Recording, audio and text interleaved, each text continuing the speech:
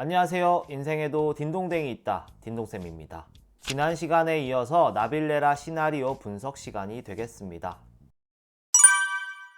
문학의 갈래 4가지 기억나시죠? 서정갈래, 서사갈래, 교술갈래, 극갈래. 극갈래는 서술자 없이 등장인물의 대사와 행동으로 표현하는 문학의 한 갈래를 말합니다. 쉽게 말해 대본이죠. 연극 대본을 희곡, 영화나 드라마 대본을 시나리오라고 합니다. 선생님, 나레이션 있잖아요. 나레이션은 물론 등장인물이 자신의 상황이나 감정을 직접 이야기하는 점에서 일부 서술자의 역할을 한다고도 볼 수 있지만 어디까지나 보조적인 수단이에요. 없어도 됩니다. 우리는 배우의 표정 연기나 목소리로 충분히 감정이나 생각을 들여다볼 수 있어요. 나레이션은 거기에 소리 효과를 더하는 정도의 역할을 할 뿐입니다. 하지만 서술자는 작품 전체를 이끌어가는 주체로서 필수 요소입니다. 그래서 나레이션이 있다고 그게 서술자가 있다고 볼 수는 없는 거예요. 이해됐나요?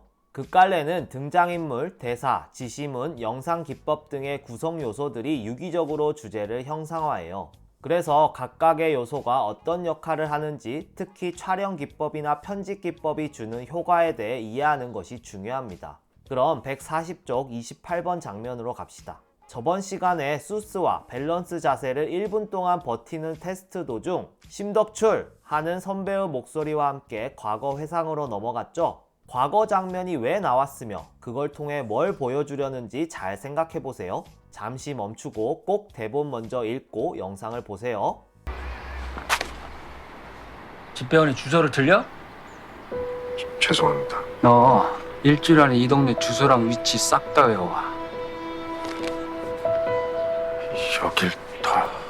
덕출이 우체부 공무원이었을 때 주소를 틀려 선배에게 혼나는 장면입니다. 선배가 일주일 안에 이 동네 주소를 다 외워오라고 시키죠. 수스 자세로 1분 버티기처럼 무리한 과제예요. 무리한 과제지만 덕출이 어떻게 할 것 같으세요? 그렇죠. 결국 해낼 거라는 걸 예상해 볼 수 있겠죠? 왜 갑자기 그럼 과거 회상으로 넘어갔는지도 아시겠어요? 네, 현재와 비슷한 상황, 즉 불가능해 보이는 과제를 해내는 모습을 통해 결국 발레 테스트도 통과할 것이라는 걸 보여주기 위해서겠죠? 이런 게 개연성입니다. 아무런 서사 없이 바로 통과하면 뭐야, 70대 할아버지 맞아? 나도 힘들 것 같은데 어떻게 했지? 이런 의문이 들면서 탁 걸려요. 물 흐르듯이 자연스럽게 넘어가지 못하게 되는 거니 개연성에 문제가 있는 거죠. 다음 141쪽 29번 장면 봅시다. 이 부분도 몽타주가 쓰였는데요. 이걸 통해 어떤 메시지를 전달하려는 건지 그 의도를 추론해 보세요.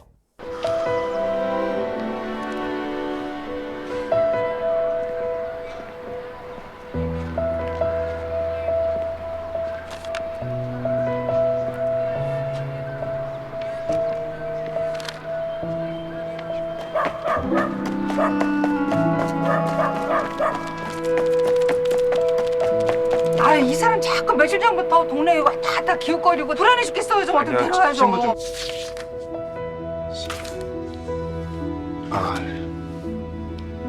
주소를 외우기 위해 곳곳을 돌아다니다가 개에게 쫓기는 장면, 수상한 사람으로 오해받아 신고당하는 장면, 밤늦게까지 주소 외우다가 코피 나는 장면, 이 3가지 장면을 이어붙이는 몽타주가 나오는 부분이에요. 이걸 통해 덕출의 어떤 모습을 부각하려는 거죠? 그렇죠. 성실하고 끈기 있는 덕출의 성격을 보여주려고 하는 거예요. 불가능해 보이는 일도 쉽게 포기하지 않고 어떻게든 해보려고 노력하는 덕출의 됨됨이를 드러내기 위함이죠. 그럼 일주일 뒤에 어떻게 됐을까요? 30번 장면으로 갑시다.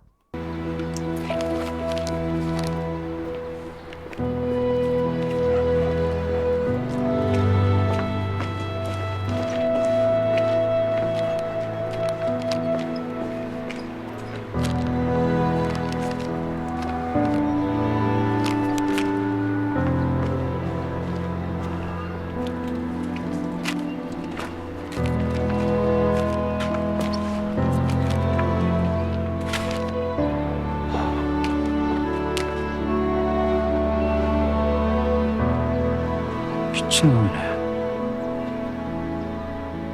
지도 안 보고 그냥 바로바로 편지를 집어넣죠? 머뭇거리지도 않아요. 거침없이 그냥 툭툭 배달해요.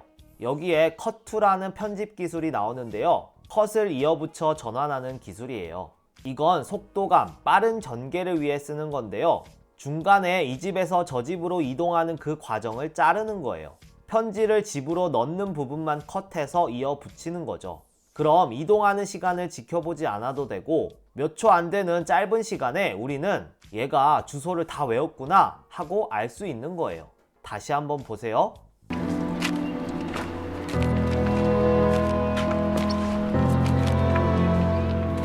그걸 본 선배가 혼잣말로 미친놈이네? 이러죠? 진짜 미쳤다는 건가요? 아니죠? 반어법이에요. 대단하다, 대견하다, 뭐 그런 뜻이라고 보면 되겠습니다.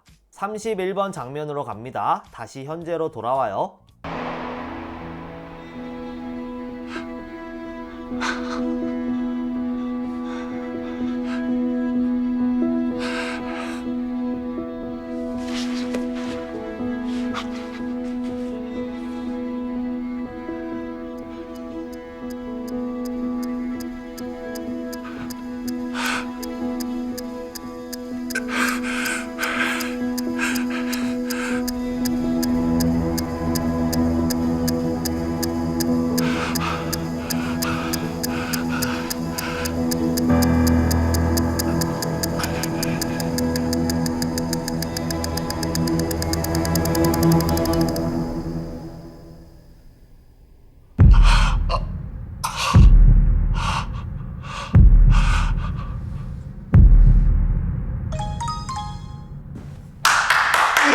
어르신 합격하셨어요.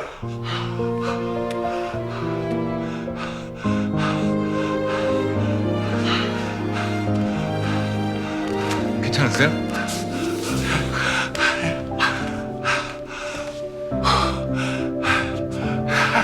잘하셨어요. 감사합니다.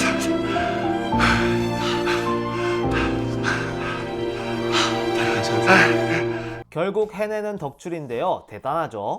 이 장면은 시나리오와 드라마가 좀 달라요. 중간에 지시문 보세요. 덕출은 환하게 활짝 웃는데 그 순간 씬 넘버 30번 과거의 젊은 덕출이 선배의 말에 기뻐서 웃는 모습이 잠깐 보였다가 지금의 덕출로 돌아온다.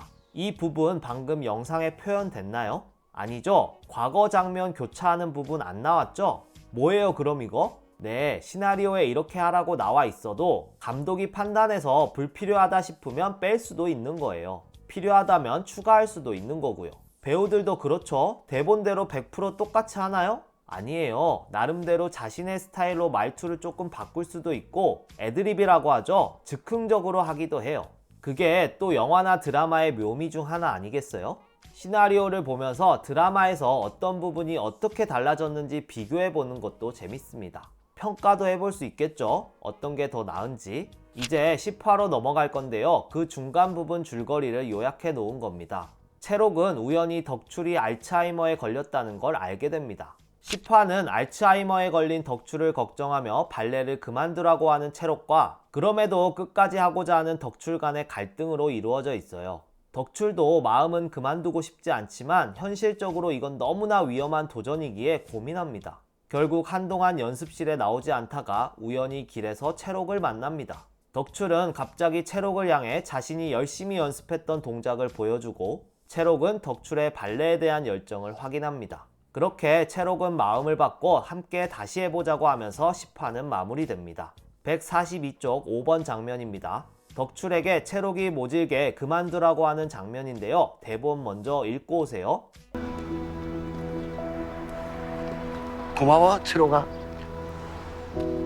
근데 되게 춥게 입었다. 자, 이거 가져가. 내일 봐.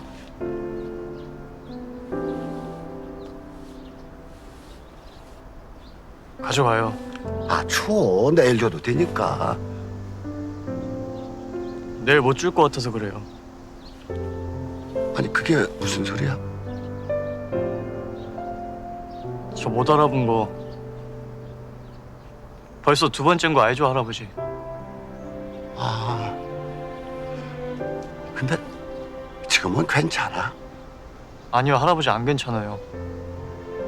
오늘만 해도 화장실에서 정신 잃었고 횡단보도에선 사고 날 뻔했잖아요. 이게 괜찮은 거예요? 이러다 할아버지 잘못되면요. 정말 큰 사고라도 나서 다치기라도 하면요. 성관이 형이 부탁했고 할머니도 아직 모르시는데 저 진짜 너무 무서웠다고요. 미안해, 철호가. 근데 지금은 안 그래. 나 약도 먹고 있고. 또 아프면요. 길도 잃고 제가 도와줄 수도 없으면요. 그땐 어떡해요? 내가 노력할게. 절대 안 그러도록. 그만둬요. 어? 갈래. 그만두라고요. 철호가. 나 할 수 있어. 못해요, 할아버지. 그러니까 제발 좀 그만두라고요. 철호가.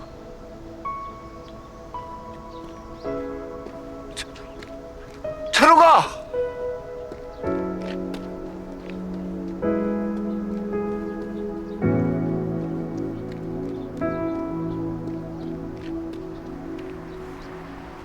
그만두라는 채록의 말에는 어떤 마음이 담겨 있죠? 그렇죠. 다칠까봐, 사고 날까봐 걱정하는 마음이 담겨 있죠. 누구보다 덕출에게 고마움을 느끼고 있고 덕출과 함께 발레를 하는 게 너무나 즐거운 채록이지만 안 되겠다 싶었는지 좀 세게 이야기를 합니다. 덕출도 당황하죠. 하지만 덕출도 채록이 자신을 걱정해서 그런 거라는 걸 알 겁니다. 그렇게 말하고 채록도 마음이 좋지는 않았겠죠. 6번 장면은 연습에 매진하며 자신을 다독이는 장면입니다. 보시죠.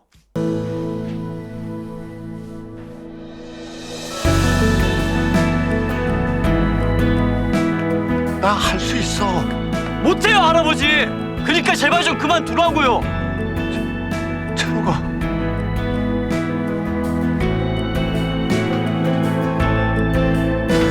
야, 시나리오 상에는 잘한 거야, 잘한 거라고 하면서 모진 말을 한 자신을 달래는 대사가 나와 있는데 드라마에는 없었죠. 그냥 계속 혼자 연습하는 장면만 나와요.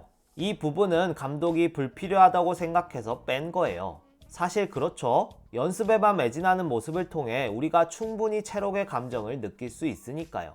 그리고 좀 오글거리잖아요. 잘한 거야, 잘한 거라고. 클리셰이기도 하고요. 약간 그런 느낌이죠. 너답게 해. 나다운 게 뭔데? 나다운 게 뭐냐고. 49번 장면은 로커룸에서 덕출의 신발을 보면서 덕출을 그리워하는 또 미안해하는 장면입니다.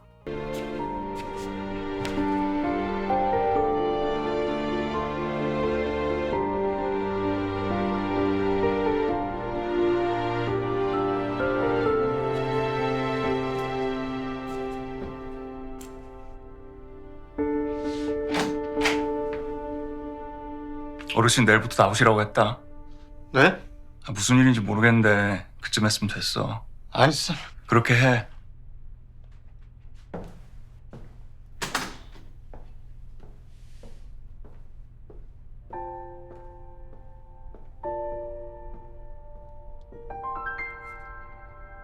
승주는 어떤 사정이 있는지 모르는 것 같아요. 둘이 그냥 또 싸운 거라고만 생각했나 봐요. 내일부터 나오시라고 했다고, 그쯤 했으면 됐다고 그만하라고 합니다. 채록도 점점 미안함과 죄책감이 커지면서 고민하게 됩니다. 이런 모습을 통해 결국 채록의 마음이 바뀌게 될 거라는 걸 예상해 볼 수 있겠죠? 좋습니다. 그럼 여기까지 딩동댕 딩동쌤이었습니다.